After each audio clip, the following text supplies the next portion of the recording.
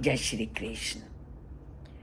हमें जो भी कार्य करना है, चाहे भोजन का या कोई अन्य, हमें सभी कार्य को पहले उस परमपिता परमात्मा को समर्पित करते हुए करना है। और ऐसा कोई नया सिद्धांत नहीं। हमारे जितने भी बड़े बूढ़े हुए हैं, वो जो भी काम करते थे, वो प्रभु की आराधना के बिना उसको आरंभ नहीं करते थे। परंतु जैसे जैसे समय बदला, समय की कमी कहो या उस भगवान से मुख मोड़ना कहो, हम अपने उस नियत कर्मों से दूर होते गए। आज उन्हीं नियत कर्मों से फिर जुड़ने का समय आ गया है। और उसके लिए हम रोज एक ही बात कहते हैं कि जो कुछ करो उस परमात्मा को समर्पित करते हुए करो। यहाँ तक कि हम जिस भोजन का सेवन करते हैं, उस भोजन को भी सबसे पहले उस परमात्मा को हमें समर्पित करना चाहिए और उसके बाद प्रसाद के रूप में उसका ग्रहण करना चाहिए। यही कल के श्लोक में उस परमपिता परमात्मा ने हमें बताया। और ये कोई नई बात नहीं बताई।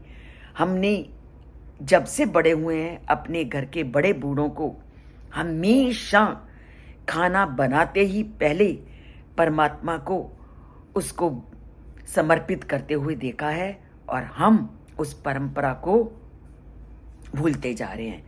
और इसके पीछे भी बहुत बड़ा सिद्धांत था, क्योंकि जब भी किसी भी चीज़ को हम प्रसाद के रूप में ग्रहण करते हैं, तो वह हमारे मनोभावों को पूरी तरह से पवित्र करती है।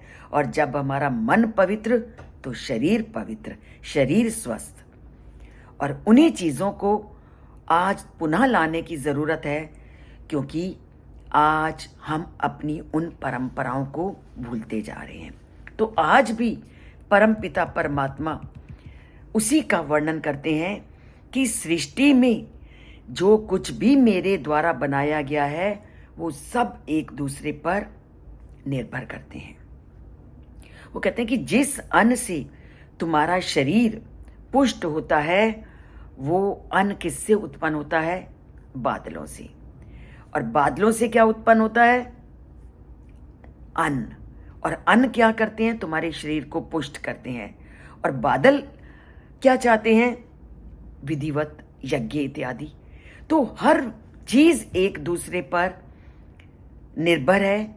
जब सृष्टि की रचना परमपिता परमात्मा ने की, तो अन्नाद भवन्ति भूतानि प्रजन्याद अन्न संभवा यज्ञात भवति प्रजन्यः यज्ञो कर्म समुद्भवा। तो क्या कहते हैं कि सभी लोग इस धरती पर हैं, वो अन्न पर निर्भर करते हैं।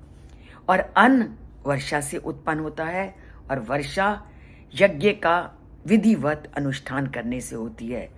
और यज्ञ करना कर्मों का भली तरह से पालन करना है, क्योंकि हमारे धर्म ग्रंथों में कहा गया है कि व्यक्ति को जीवन को सुचारू रूप से चलाने के लिए यज्ञ का अनुष्ठान करना है।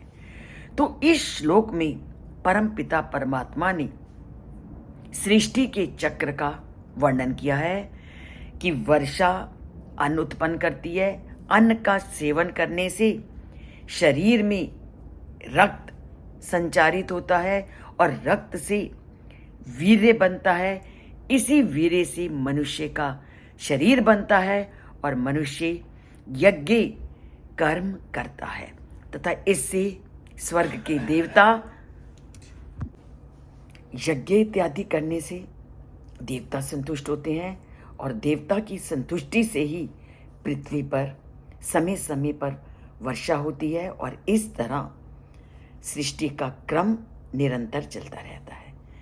तो व्यक्ति को सबसे बड़ा कर्तव्य है कि वो देवता की संतुष्टि के लिए, देवताओं के प्रति अपने कर्तव्य का पालन करने के लिए नित्य कर्मों से कभी भी मुख ना मोड़े। तो नित्य कर्मों को करते हुए परमात्मा की पूजा आराधना करते हैं, और इस चैनल के साथ जुड़ते हैं। अगर सब्सक्राइब नहीं किया, सब्सक्राइब करते हैं। सब्सक्राइब एक बार करना है और लाइक आपकी इच्छा पर। तो जय श्री कृष्ण।